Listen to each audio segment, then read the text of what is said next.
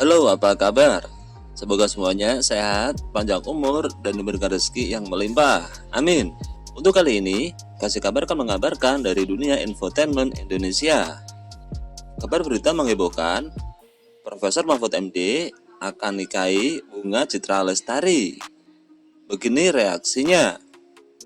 Tawa menggema saat Mahfud MD cerita dirinya diserang hoax ingin nikahi Bunga Citra Lestari. Tentunya berita ini menghebohkan media sosial. Begini berita selengkapnya. Tawa menggema di auditorium Denma Mabes TNI Cilangkap, Jakarta Timur pada Selasa kemarin.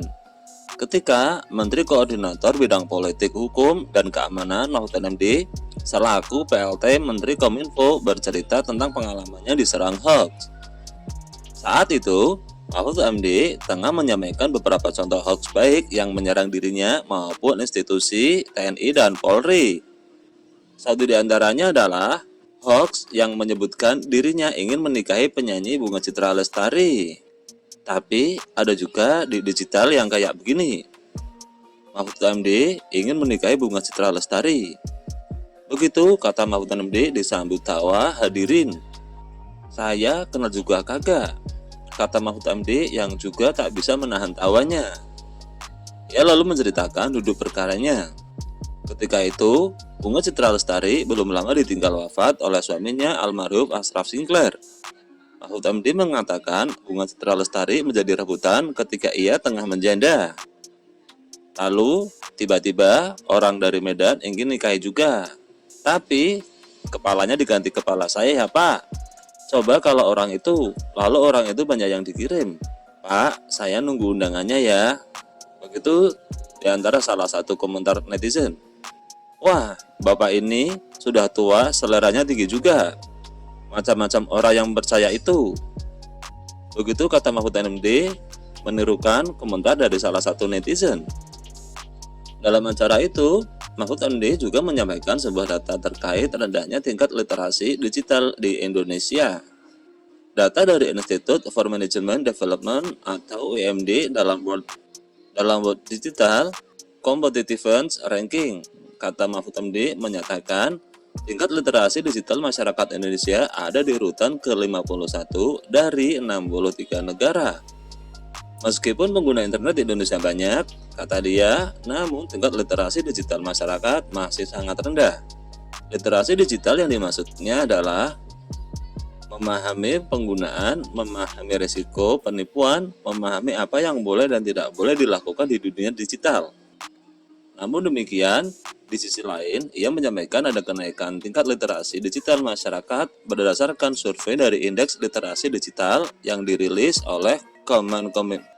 Namun demikian, di sisi lain, ia menyampaikan ada kenaikan tingkat literasi digital masyarakat berdasar survei dari Indeks Literasi Digital yang dirilis oleh Kemenkominfo pada tahun 2023 ini. Tahun 2020, dari skala 1 sampai 5, indeks kita itu ada di 3,46. Tahun 2021 naik sedikit menjadi 3,49. Dan tahun 2022 kemarin naik hanya 3,54. Naiknya sedikit-sedikit. Sehingga dari skala 1 sampai 5 ini kita masih masuk dalam kategori sedang saja. Dibandingkan dengan negara-negara ASEAN lainnya, kita masih jauh. Masih rata-ratanya negara ASEAN itu 70. Kita masih tidak sampai di situ. Begitu kata Pak Mahfud MD. Ia juga mengutip arahan Presiden Joko Widodo yang disampaikan dalam pidato Visi Indonesia pada tanggal 14 Juli tahun 2019 lalu.